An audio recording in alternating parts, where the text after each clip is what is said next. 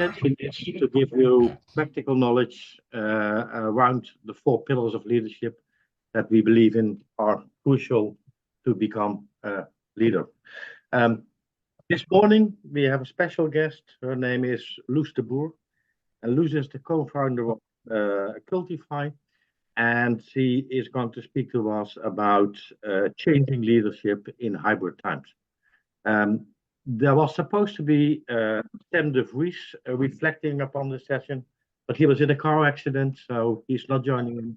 But instead of him, Oki Okira, the managing director of the ICGL, is going to reflect upon the presentation, after which you can ask your questions. This session is being recorded, so if you don't want to be on the video, please just turn on your camera and enjoy the show. Loes, may I ask you to start up your presentation? Yes, of course. Well, first of all, thank you for the invitation. I'm honored to speak here to you. Well, my name is Loes de Boer. I'm 39 years old, and I am an actuary and econometrician from a profession. And 3 years ago, I started Qultify, your digital assistant for organizational development. But I didn't really lose my econometrician and actuarial roots. So I'm also a member of the supervisory board of Maas Lloyd. But that's not where we are going to talk about today. Today we are going to talk about the paradigm shift from the span of control to the span of contact. But first of all, let us talk about some new challenges that has arisen as a result of the new hybrid work environment. And of course, hybrid working is not new. Already in the 90s or maybe earlier, people were talking about hybrid scheduling and working at home. But obviously, hybrid work has taken a flight since the Corona crisis. And that also means that there are some new challenges leadership teams face. Well, let us start with the first challenge, and that is and this is not an exhaustive list. I'm sure there are many, many more new challenges, but just to name a few, the first is communication gaps. Hybrid settings can lead to disparities in communication between team members who are physically present in an office and those working remotely. Loes, and of course, Loes, would you like to share your presentation? Isn't it shared? No, it is not. We are looking at your lovely. Yes, but I undid that. Oh, okay. There you are. Thank you. That's a bit silly. Sorry for that. Is it shared right now? Yes, it is. Yes, it is. Okay, let us go on with the communication gap. Of course, the communication gaps in the hybrid world, the remote world and the office world can result in information silos and hinder effective information flows. And the second new challenge is team collaboration. Spontaneous interaction and brainstorming may be limited, as some colleagues are in the office and some colleagues work at home. A third challenge could be employee engagement. I have been looking for scientific evidence for this challenge, and there's not many scientific evidence yet. But I'm looking forward to 2024 very much and see if there are some studies about this subject, because there is no actual proof yet that hybrid work arrangements really influence employee engagement positively or negatively. Another new challenge is equity, like the equal access to learning and providing equal opportunities for training and professional development to employees. In a hybrid world, like access to learning in a remote environment or in the office. And another new challenge could be the performance management part of things. Leaders may face difficulties in objectively evaluating the performance. And that challenge is much related to the leadership and the employee visibility. Like if you only see some parts of your colleagues in the office and the other parts remotely, you may find it difficult to objectively evaluate the performance of individuals. And last but not least, there are some other challenges, of course, like the new work-life balance and inclusive decision making in a hybrid work environment. Well, so much for the challenges that leadership faces in a hybrid work environment. Let's go on to the concept of span of contact. And what we mean by that is that there is a shift in focus from hierarchy to a network view. If you look at the span of control, the traditional hierarchy, that's who reports to who setup. And communication typically follows a top-down approach in a span of control environment. But of course, there are some limitations to a span of control. Although it could be very useful, of course, it doesn't really capture the complexity of interpersonal relationships and communication flows. So the paradigm shift actually means that we go from a more hierarchical environment to a network-based structure of your organization. And there, in a span of contact, emphasis is on the informal relationships and networks. And it thereby takes a more holistic and network-oriented approach, including both the physical and virtual dimensions. There are ways to model interactions in both the physical and the virtual environment. And of course, there are some benefits attached to the span of contact. When you understand and can act upon the actual communication patterns, there could be more data-driven decision making, and also you can be more adaptable as an organization. And this all sounds very abstract, I think. So that's why I included an actual view of a span of contact, just to make the concept very concrete and measurable. So let me tell you a bit about network analysis for the people who don't know the method yet. Network analysis is not new. It was founded by Helen Holt Jennings in the early 20th century. And there are some old examples of people who are observing people in office spaces, and just by looking at how people interact with each other, they were able to draw up such a network as you see on the screen. Of course, a lot has changed since that time. So we have our digital means right now to draw a network as you see on the screen. And what you see on the screen is, first of all, you see little nodes. Those nodes are actual persons within an organization. In this particular case, it's an organization of 200-300 people, something like that.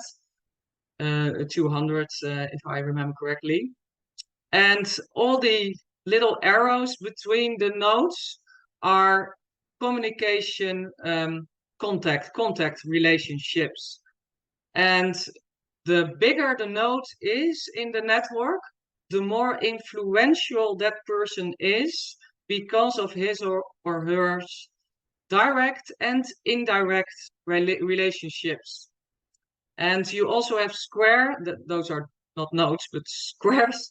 And those are the major brokers of this network, like intermediary persons who are acting as a broker between groups of people within this network.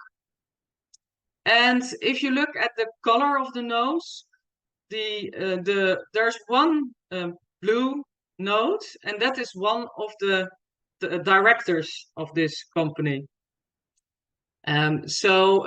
This is the so-called ego network. It's the network of this particular director, and the network is showing the actual span of contact of this person in terms of direct high-frequency contact relationships, direct low-frequency contact relationships, indirect high-frequency contact relationships, and indirect low-frequency contact relationships.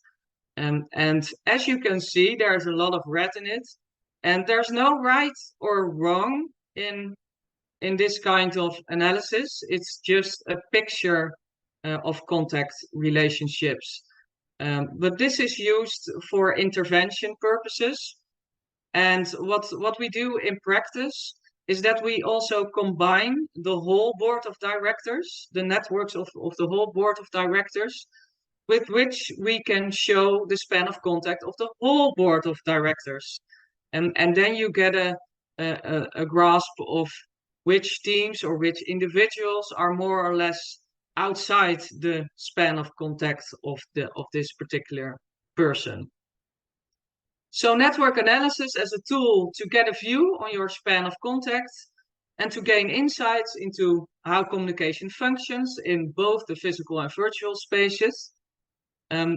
That's another thing is that you can use network analysis both to map the office communication patterns, but also the virtual communication patterns. You can use metadata such as email traffic, such as Outlook, such as communication platforms data to map such networks. And also you can, I already mentioned, the influencers, connectors, and also innovation potential in this. And a next step in network analysis, I already stated that network analysis is far from new, but what is new is that we are able to use AI and neural networks to actually optimize networks, and that is new. So, for example, we are working together with a professor called Arnold Bakker. He's a professor in the field of employee engagement, and we truly believe in the concept of transferability of job demands and resources. So we use a network approach to optimize employee engagement.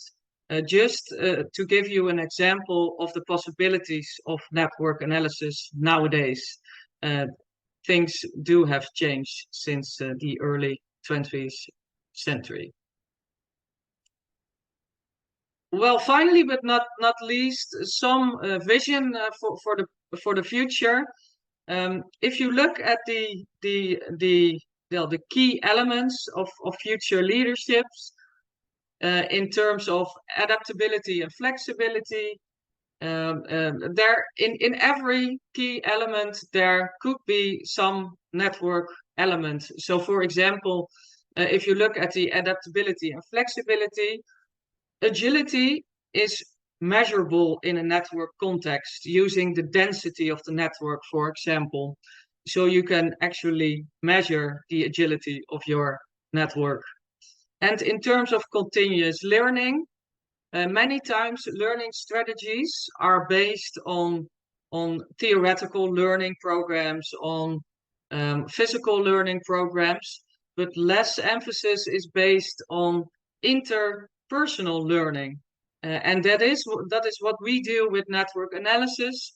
We try to capture the knowledge flows and hubs within organization. And that also helps with the third vision for the future in terms of innovation and creativity. If you know which hubs and knowledge flows there are, you can also actively engage them to work together and collaborate and share ideas. And you can really see how people exchange ideas and exchange knowledge. And the fourth is more from the environmental and inclusive mindset. You can also use network analysis, for example, to create opinion profiles in the network. And I mean with that you can really see, well, are there groups of people that have the same mindset, and how do they feel about certain topics? And so that's a total different application of network analysis, but very interesting indeed if you look at the environmental and inclusive mindset perspective. And of course, you can make more data-driven decisions with a network view of your organization. So that's I think that's it for the presentation part. Okay, thank you so much, Loes. Thank you so much for that beautiful presentation. I would now like to ask Oki to reflect upon the content. Thank you very much for the opportunity to make this reflection. And Loes, thank you for the amazing presentation, much appreciated. I do have some points of reflection, which I will go through very quickly. First of all, you talked about the paradigm shift, talking about changing from the span of control to the span of contact, which is really important in today's management and leadership. We have to understand that organizations are made up of people, and human beings are influenced in different ways. And as a leader, you become more effective as a leader if you know how to lead each individual. Your span of contact is important because... You're on mute. Apologies. No problem. Yeah, great. So your span of contact as a leader is important because it will determine how you influence the people in your organization. You talked about the challenges that organizations face, communication gaps, that this is specifically in the hybrid environment, issues around communication gaps, team collaboration, excuse me, employee engagement, equity, performance management, leadership visibility, and importantly, work-life balance.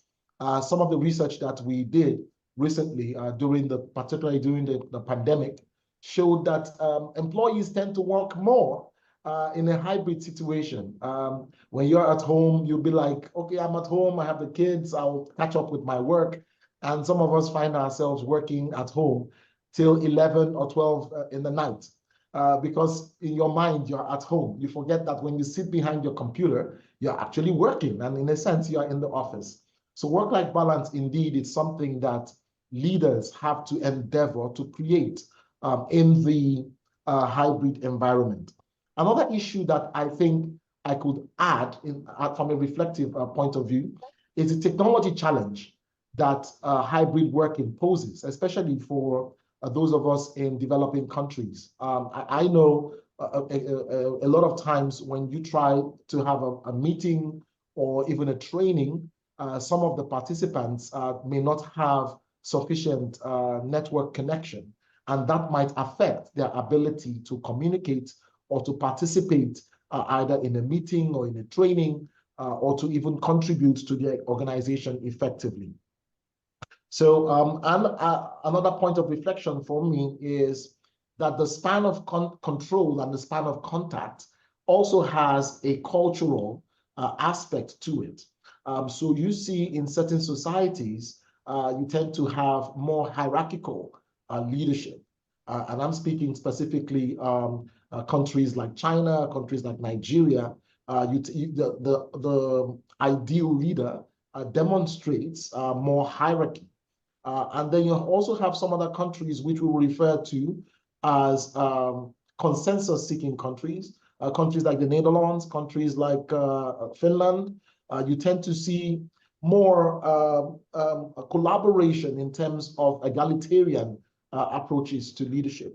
So it's important to understand that these things have to be approached from a culturally sensitive view, to know when to apply a hierarchical style of leadership, span of control, and know when to apply a more consensus-seeking, collaborative style of leadership. And lastly, you talked about some of the things regarding future-proofing leadership, which I believe are valid points that are practically applicable to nearly every organization, being adaptable, being flexible, especially in today's modern changing world, continuous learning, which is advised for every organization. It is said that species only survive if they are able to learn and unlearn. So if that is true for species, for organisms, then it's true for organizations. Organizations will stop being relevant if they are unable to learn or unlearn certain things. Innovation, creativity, environmental and inclusive mindsets. You also talked about data-driven decision-making. So all of these things are things that organizations should ensure that they put in place. And they should also consider some of the contextual issues, like the life cycle of their organization, for instance. So what I mean to say by this is, as much as we push for flexibility, some organizations might have a shorter breadth of flexibility than other organizations. So if you have a product, for instance, that is reaching the end of its life cycle, if you are making glass cups, for instance, and it's becoming cheaper for many other organizations to make it, you might not be able to be as flexible to allow destructive creativity, for instance, compared to other organizations. So thank you again for the presentation. I believe there are valuable lessons for all organizations to learn. And I think that leaders have to ensure that they consider how they can improve their span of contact and be more effective and influential as leaders. Thanks again, Loes, and over to you, Tuan. Thank you so much, Oki. That is impressive, just knowing for like 20 minutes that you are going to be the reflective of the day and such a speech comes out. So thank you so much. To all, it's now time for your questions. If you want to ask a question, just raise your hand in the screen or put your question into the chat box so I can point out to you and make you ask your question. The first question it's in the chat box and it's coming from Annette. Annette, can you please ask your question? Sure. Loes, I was wondering if you have experience with network mapping with others than board members, for example, with members of a project team. And can you share how you can use these maps to improve the cohesion or the performance of such a team? Yes, of course. We have several teams where we work on, and one of the teams is diversity, equity, and inclusion. And so, for example, we use an inclusion index to measure the connectivity within a group of people. That could be a whole organization, but that could also be a team of 20 or 30 people, or even 6 people, whatever you want. But in that way, we really show and use algorithms which people talk to each other more than to the rest of the group. You can use algorithms to do that, and then you have a really data-driven view on the connectivity within that group and which people tend to talk to each other more than to the rest of the group. And that's a very objective way of talking about inclusion, because, well, many people talk about inclusion, but what is the actual inclusion, data-driven? That is the question that we answer. Okay. And another example is in the field of hybrid working. We use working relationships and information about personal preferences in terms of which days do you want to go to the office and which days do you want to work remotely, and what is the type of activities you do. And then we answer the questions in a data-driven way. Who should go to the office with whom and when to do what? But that's actually optimized. So we really use the personal preferences of people and the information about activity-based working, well, what kind of activities do you do, and the working relationships. So that's the total other application of network analysis. Okay, Thank you. Thank you.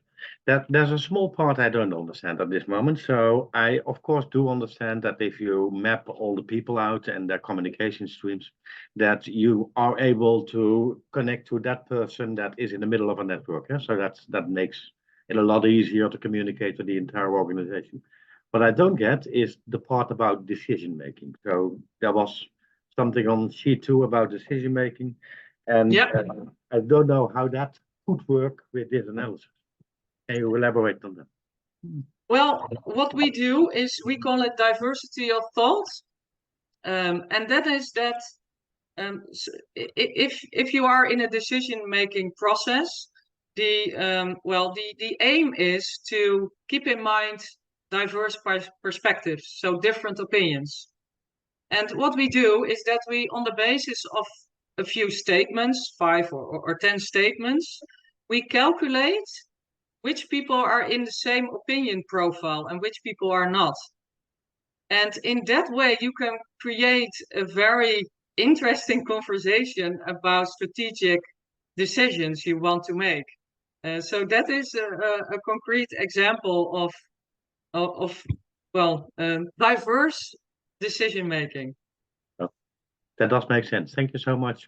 Okay, from a culture point of view, are there differences in using this kind of analysis in different parts of the world? Yes, indeed, there is. Like I mentioned earlier, certain societies, the kind of leadership that is preferred tends to be more hierarchical. When you do your network analysis, it will show you, to some extent, the span of control versus the span of contact. In more hierarchical environments, you will tend to see that the network analysis will show a lot of convergence around 1 or 2 people in the organization, showing that those people sit in every meeting or no decisions really can be taken without them. And then in more consensus-seeking societies, environments, organizations as well, you will tend to see that through the network analysis, much more diffusion and less concentration with individuals. So notwithstanding, because you have leadership, you will definitely still see some level of concentration with some individuals, some nodes in the network. But it depends a lot on the kind of culture that you have in that organization. Again, if it's more hierarchical, you will see concentration around some nodes. But if it is more collaborative, consensus-driven, you will see less concentration. But we do say that you have to determine what works for you, considering the fact that some approaches to leadership, to organizational development, might not be suitable in certain cultural contexts. And without saying too much, issues like power distance and individualism really affect that. So, but I'll keep it there for now so that I don't get into too much detail. Okay, thank you so much, Oki.